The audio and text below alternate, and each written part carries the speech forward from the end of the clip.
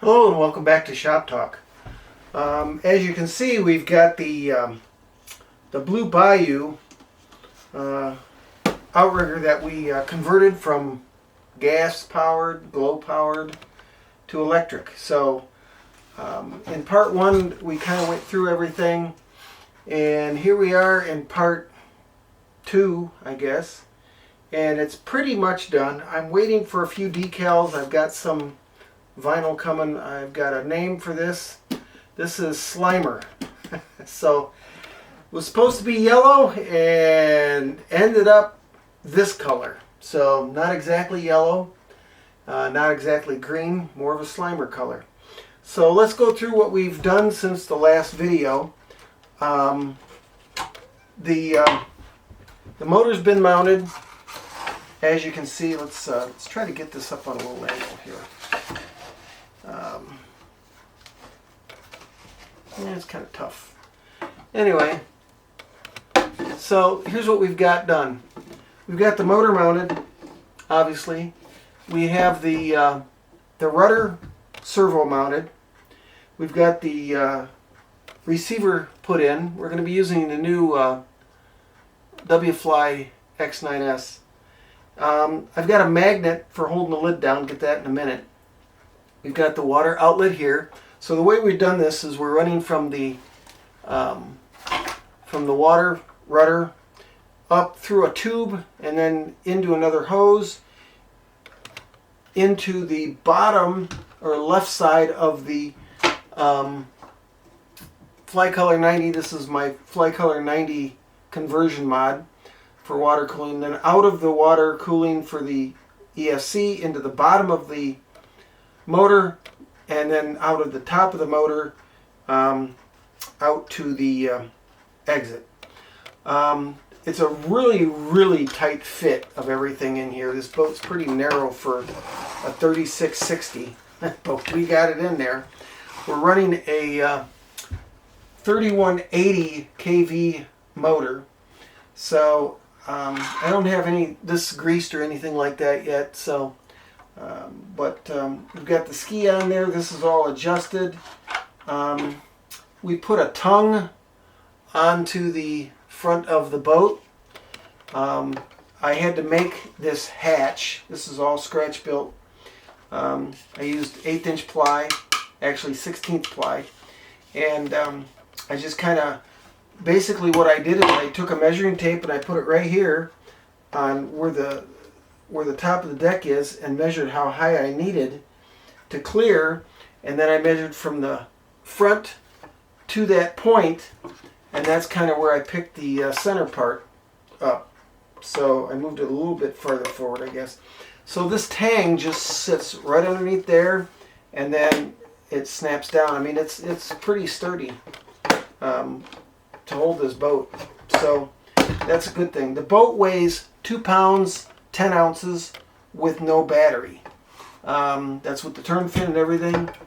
So I made this turn fin bracket, as you can see, and I just screwed it on and then added silicone behind it like a glue, so it's going to seal it and hold it on there as well. So that's what we did with the turn fin.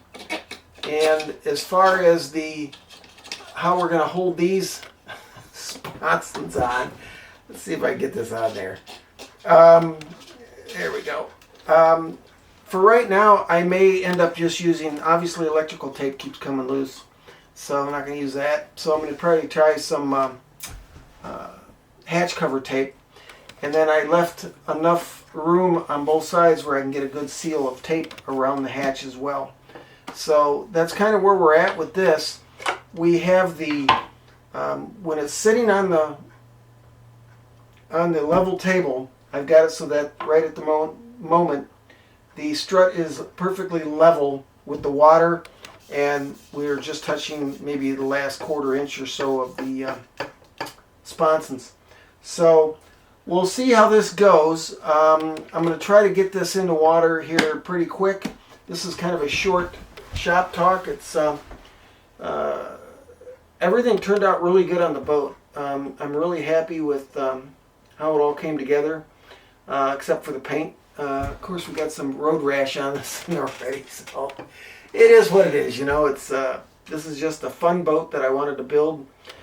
We converted this old boat. I've had this thing for probably close to 20 years, and it's never been in the water. So it's going to be real interesting to see. I know we've got big enough sponsons in the front.